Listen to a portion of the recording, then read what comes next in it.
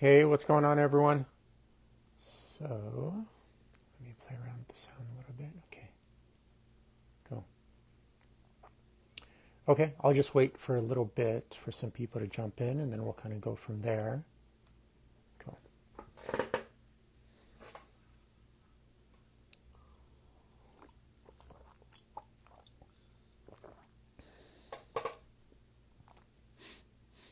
Anthony, what is going on? Let me know what you're up to this weekend. Hope all is well. Just going to do. Okay. All right, you guys. So, today I was actually supposed to have another another guest today, but they ended up rescheduling last minute. So I'm going to be doing a live just solo. And for today's topic, I just wanted to talk about the importance of like having an organized and structured schedule that you actually stick to. So, and of course, you guys, if you have any questions, let me adjust this camera thing here. If you have any questions at all, like any kind of random health, lingering health questions, etc., I'll be happy to try to answer them if I know the answer myself. JL, good to see you. If I know the answer myself and stuff of that sort, so happy to try to help. That's what these lives are for in general. But today I just wanted to talk about the importance of having a structured and organized schedule. And you don't have to be too over the top with this, obviously. You don't have to be too micromanaging and everything, but it's a good idea to have like a general blueprint of what you're trying to do that week. So basically, I'm just going to kind of give a rundown of like what I do personally and then kind of go from there, and happy to answer any of your guys' questions. Dean, good to see you. So generally, right, with creating a weekly schedule, it all really starts with understanding like what you're trying to do. And everyone is different, obviously. So I'm going to kind of phrase it under the context of trying to optimize your mental and physical health and achieve your health goals, such as fat loss or something of that sort, or possibly just improving some biological markers like high blood pressure or cholesterol so you don't have to be on those medical drugs anymore, or antidepressants if that's something you don't want to be on, or you feel you've kind of maybe have been on it but no longer want to be on, etc. So it all starts with identifying that, and everyone is so different. That's why I always tell you guys, don't listen to people online blindly, and that includes myself, because at the end of the day, even if they happen to be really competent, which is fairly rare as well, they just never met you personally. So they don't know your goals, your objectives, your core values, your desires, etc. And thus they can't give you the appropriate advice to achieve those goals, because they never met you. And it's the equivalent of like basically you showing up at a doctor's office and for the most part, they don't even talk to you, but they're like, here, take this prescription medication and get out of here. So that would be kind of weird, but it's the same exact thing when listening to people online that never met you personally. Some of them are great, some of them are extremely intelligent and have a lot of great things to say, but the biggest shortcoming is that they never met you at the end of the day. So just be very careful with listening to people online, because even if the information happens to be good information, it could easily be taken out of context if you're not careful with how to apply that information, etc. So the same applies here. I'm not here to give you guys any advice in general. I'm just going to give you what works for me and what has worked for many of my clients, which I go through a comprehensive 3-hour assessment before even providing them advice on what to do, etc.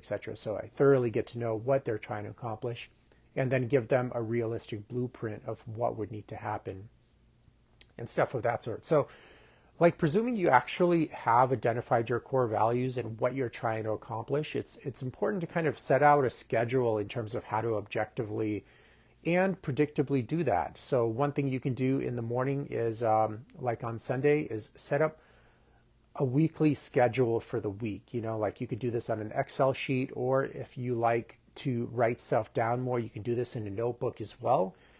And basically, like Monday through Sunday, write out exactly when you're waking up. You remember, like I mentioned on a couple of lives, it's ideal to be sleeping between 10 p.m. and 6 a.m.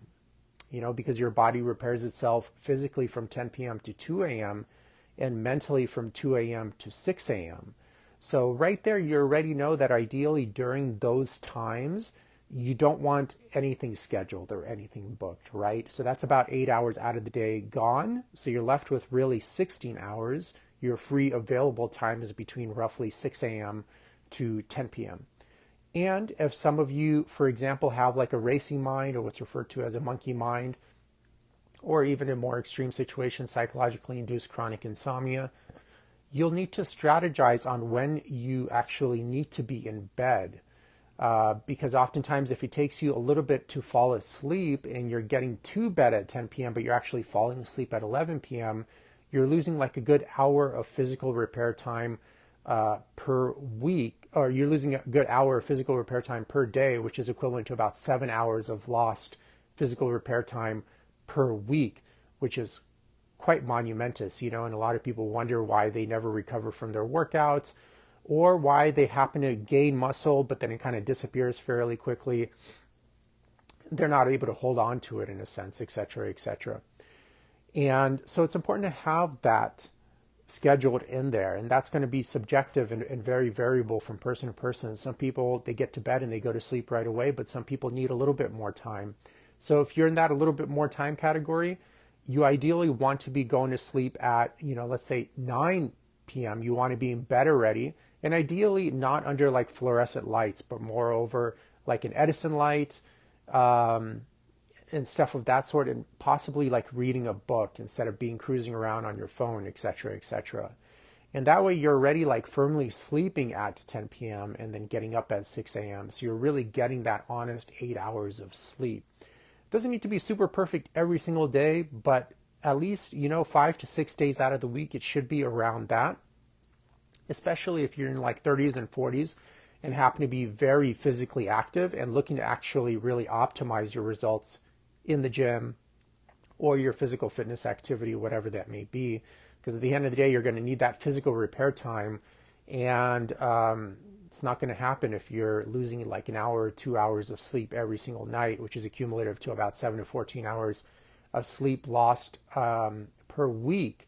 And in my opinion, like if I were, suffering from fatigue issues, from chronic fatigue, constantly being tired, needing 5 or 6 cups of coffee to get throughout the day, I would be looking more in that area and then a couple of other variables versus taking like ashwagandha or like other energy supplements or drinking energy drinks or pre-workout supplements or taking things like Adderall, for example, stuff of that sort, because you don't want to be operating in negative energy, because that is going to really not work long term at all. It might provide you with some short term boosts for quite a bit lost in the end, long term in the sense. And also, it's just going to have a very big aging effect on your skin and appearance. So you typically you'll still look very fatigued, and you typically, when you run into these people, they look many years older than they actually are. There are a couple things that go into that, but one of the biggest things is they're just really running on what I refer to as negative energy. Meaning, when you're tired, it's your body's way of telling you need to rest, right? Not have like more coffee or more energy drinks or get a prescription for Adderall or whatever. I don't even know what else is used for energy these days, or even off the counter stuff like ashwagandha or pre-workout supplements. When you're tired, that is your body's way of telling you need to rest. So maybe start including midday naps for like 20 minutes. You don't have to actually fall asleep, but just closing your eyes and turning off your phone goes a really long way.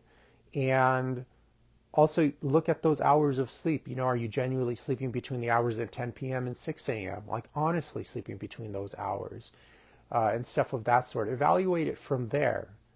Maybe change up your diet a little bit. Also focus on maybe some energy draining activities throughout the week, such as having like love-hate relationships in your life, possibly working a job you don't like, having that love-hate relationship with your boss. That's oftentimes very, very draining as well. And that needs to be taken into consideration in terms of replenishing a person's adrenal health and immune system health, so that they're just have a lot more energy throughout the week. So that is actually how adrenal fatigue is solved among a couple of other variables. It's not solved through drugging yourself to death with supplements and various pharmaceutical drugs and energy drinks and coffee. And as an easy example, you can look at coffee drinkers. There's nothing wrong with coffee. I'm actually drinking one right now. I usually drink like 1 cup per day of organic coffee. And that's it. You know what I mean? And coffee is great, ironically, for people that already have a lot of energy. Okay? But the problem with how people use coffee, in particular in America, is that they're really tired. And instead of, once again, listening to their body's many cries for help, that is one cry for help, they get in this habit of numbing those symptoms out, because oftentimes their belief system is not very conducive to health conscious choices. And I always say, people that aren't healthy can't make health conscious choices, or they wouldn't be unhealthy to begin with, right? So instead of taking that nap, feeling tired and going, hey, my body's telling me I need a little break, I need to cut down on my work hours a little bit, I might need to change my job, change my diet around a little bit. They go, oh, I'm not going to listen to that. I'm going to subdue it, and I'm just going to have some coffee, and it does help for like 30 minutes, but then you're tired again, etc. And then it repeats over and over. And the irony is, people that drink a lot of coffee per day, notice how they're always tired. Don't you find that ironic? Because coffee is supposed to actually give you energy, but notice how they're always tired. And they always look also many years older than they actually are. Most of them, there are no absolutes, of course, but most of them do. And because they're once again just running themselves into the ground, running on that negative energy, instead of coming to a neutral or even into a surplus of energy, and then kind of operating from there, which would be a more sustainable and health conscious way of approaching life. So something to consider there. So basically, we've identified in our schedule, that we're going to roughly try to sleep between 10 p.m. and 6 a.m. So we're getting up at 6 a.m. Then you want to write down, it depends on your circumstance, then you want to write down what is your morning ritual like. I think this is very important for a lot of people, not everyone, but quite a bit of people, in terms of having a procedure in the morning, So what I like to do is I get up first thing in the morning. Literally, I do this pretty much every single day. I go to the bathroom, then take my weight first thing in the morning. The scale is literally in the bathroom. Try to always make sure it's on a hard surface, and just step on there and just kind of take your weight. So currently I'm trying to gain weight. Some of you may be losing weight, trying to lose weight. Some of you may be trying to maintain your weight. But if your health is important to you, it's important to really have something first thing in the morning, I feel, that kind of reminds you also objectively of your weights, of your goals. So for example, with taking your weight, it's very easy. You can buy a digital scale online for like $20, even less. And by taking your weight first thing in the morning, let's say you're trying to lose weight, you step on that scale, and if the weight is going down, well, first of all, by stepping on that scale first thing in the morning, you're reminded of your goal of wanting to lose weight. That's very important, because these days it's very easy to get distracted by life circumstances and forget about your mental and physical health, which is what most people have done, and which is why, and it's easy to do, and it's very tempting.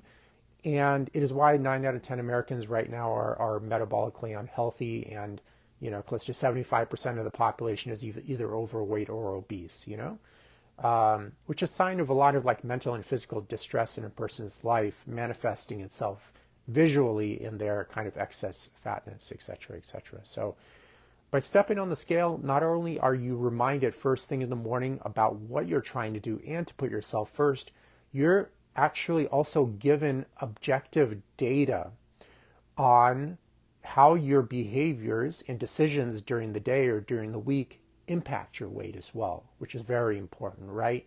Because especially with fat gain, I mean, that's 100% on the person. It's a belief system that's leading to certain behaviors that's leading to the excess fat gain. It takes a long time to become very overweight. It doesn't happen overnight.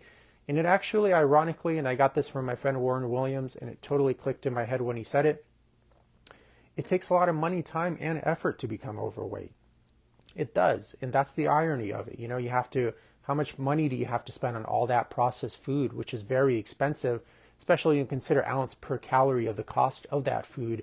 It's very pricey as compared to the whole food version of that, like a bag of potato chips. Look at the volume of those potato chips and the amount of nutrients you get versus actually buying a whole potato, for example, or something of that sort. That's just one example. It's monumentously, I don't know the percentage, but it's 100 times more expensive buying the bag of potatoes versus the equivalent of that product or that raw ingredient in a whole food form, not like the grocery store, but actually like the whole potato, single ingredient food. So it takes a lot of money. Also, the direct cost is quite high in terms of spending the money on that food, having to drive to these places to buy the food, doing it multiple times a week. Oftentimes, even if you go to the grocery store, the processed food at the grocery store, once again, is far more expensive and far less healthy and far less nutrient dense than the whole food version of that food group. So I would recommend, if you want to really be super healthy, you can just add up these numbers. It's super obvious. If you just stick to even organic chicken and just vegetables and just fruit, for example, and just water and maybe some coffee at home that you make, I mean, you could easily get 2,000, 2,500 calories in a day of that food in organic form for around, I would say, $110 a week. Okay, so that's $440 a month, or about like $6,000 a year for an all organic diet, where the average American spends around $8,000 to $16,000 a year on non-essential expenses, no problem, which include like eating out, alcohol, subscription services, whatever, travel, all that stuff. And what does that stuff do at the end of the day? It just kind of provides sugar highs at best and not much else. Okay, but what can an organic diet do? Definitely not going to solve all your problems, but it's one of those huge monumental pillars that is definitely extremely important if you're trying to be mentally and physically healthy, and also if you're trying to optimize your aesthetics as well. Okay, as well, it's just going to be an important part. It's not all you have to do, but it's going to be a very important part, and it's totally in most people's budgets. Maybe there's one out of every 50, 60 people that genuinely can't afford it. But even when I observed the shopping behaviors of people living close to poverty, you will see they spend a tremendous amount of money on processed food, okay, which is exponentially more expensive than the single ingredient whole food version of that processed food. And it'll serve them way better by buying the organic, at least USDA certified organic food at the grocery store, which is in most people's financial budget. If they really kind of looked at the details of their finances, it's totally true. And especially since you can take into consideration the total health expenditure of the US per citizen right now is $14,000 per year per citizen, with the number one reason of personal bankruptcies in the US right now due to health reasons, accumulating close to 65 or 70% of all personal bankruptcies are due to poor health. And the person has to file bankruptcy because obviously the cost of healthcare is expensive, and also just not being able to work. Obviously, if you have some serious injury or some serious illness that suppresses your immune system or something of that sort, you all of a sudden can't work as many hours or can't work at all. And then that's it. Most people obviously don't have like a passive form of income. So they really rely on that trading hours for dollars kind of model of income acquisition. And then obviously when they can't work, they can't trade hours for dollars and stuff of that sort. So they instantly have to file for bankruptcy, which is why for personal bankruptcies, the number one reason is health issues. So it's so much more expensive directly and indirectly to be unhealthy. Indirectly, I mean, the obvious ones are, you're not going to be as attractive, you know what I mean? And you're going to attract the type of energy you put out there as well.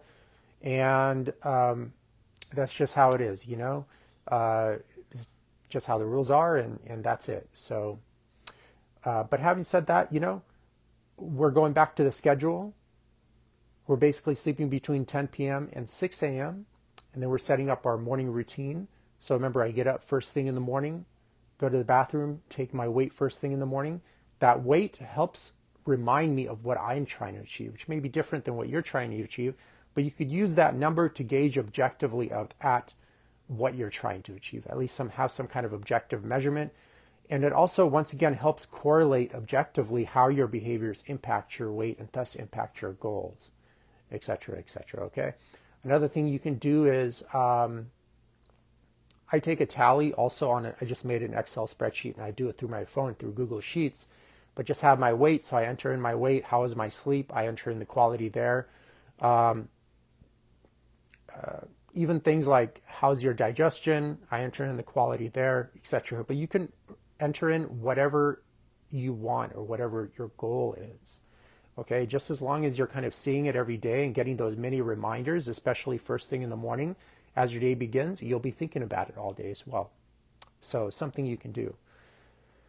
And then your day begins, okay? So what I do personally is I work out first thing in the morning. So I have that scheduled in. And I work out for their advantages and disadvantages to each system in terms of when you work out. I work out first thing in the morning. I usually already get to the gym by 7:30 or something of that sort. And that's all I'm doing at that time. So my phone is on airplane mode. I do use my phone as a stopwatch, but my phone is on airplane mode. And I get in a habit also if I schedule anything in my week, like that's literally the only thing I'm doing during that time. And I think that's super important to not be distracted. And I most always just have my phone actually on airplane mode pretty much all day. I know this isn't a possibility for a lot of people, but generally I have it on airplane mode. And also I have it so the phone doesn't ring or create a bing whenever incoming messages come in. And I also, in terms of my social media apps, I have it so that I don't get notifications. I have to actually log in to see if there are any messages or stuff of that sort. That way you can kind of keep focused on what you need to do during the week and not be distracted by so many different mini distractions. I mean, they take a second or two to attend to, but if you accumulate them over the day, especially the week, it's pretty monumentous and it kind of is quite distracting. So imagine in comparison driving a car down a highway without any traffic versus having to stop every 5 minutes at a stoplight. Even if the stoplight is 30 seconds long, it's just having to go from 60 miles an hour to 0 and then stop for 30 seconds and then go back up to 60 miles an hour for a while and do that again 30 or 40 minutes later, as compared to the other car, which is literally just driving 60 miles an hour and not being interrupted by anything. So you can imagine the car that's just driving 60 miles an hour without any interruptions is going to get way further on that day, okay?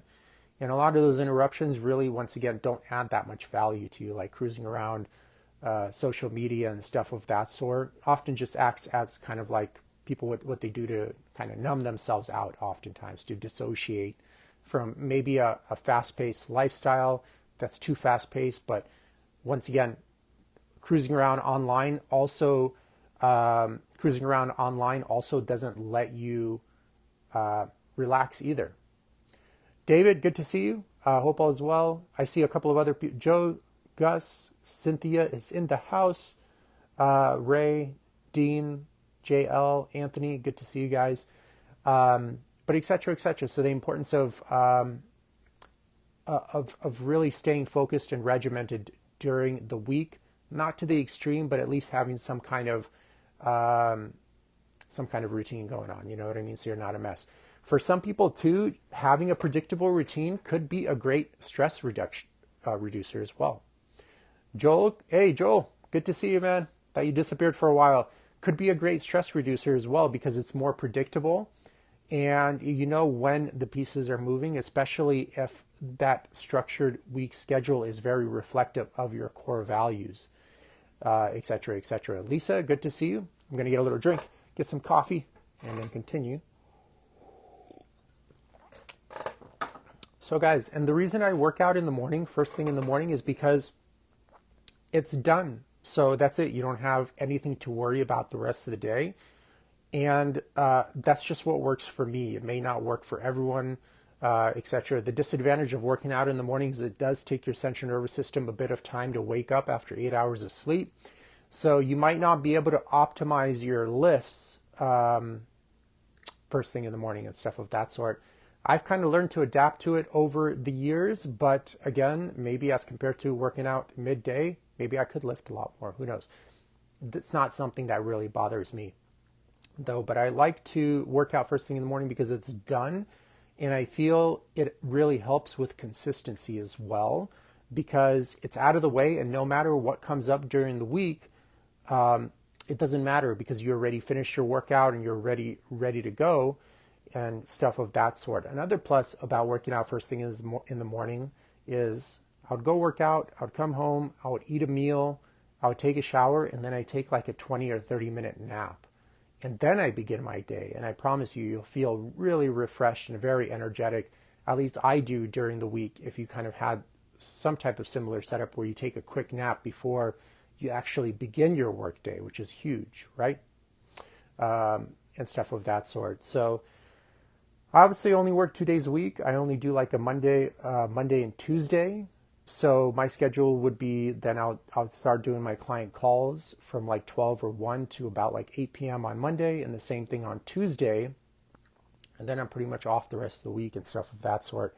I do devote 2 days a week to studying. So I do that on Wednesday and on Sunday, where I just basically, I either do it at home or go to some nearby coffee shop, and I really just devote a solid 6 to 8 hours of reading whatever material I want to focus on that specific week, et cetera, et cetera. So, and then I also have that scheduled in. So as I'm doing that activity, I'm not doing any other activity. And that's kind of really important. So you're not distracted and not overwhelmed by too many things going on all at once, okay? You're really just hyper-focused on just doing that one thing.